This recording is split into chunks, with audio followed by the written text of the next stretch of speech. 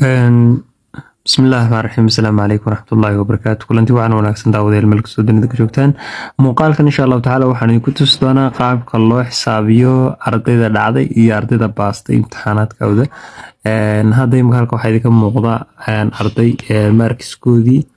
iyo adigu magacyadan waan ka raali gelinaya horta dadka magacyadan leh waan iska isticmaalay laakiin kullu magacyo la wadaago uun dee hal qof uma jeedo laakiin waxaan uga soo qaatan waa tusaale halka markis baan ku siiyay halkana waxay kula qoran in ardaydaas qaarna baaseen qaarna wax weeye dhaceen marka kuwa baaseen midabban mariyay oo buluuga kuwa dhacayna wax weeye midabban mariyay oo casaana marka qaabkaas ay u sameyn karaysaa markaas ugu horeysa daatadaada markiska qori doontaa markiska marka qorto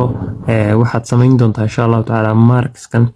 ayaad wax weeye sida hadda horta qodob yar jiro inta badan dadka qaar xagaas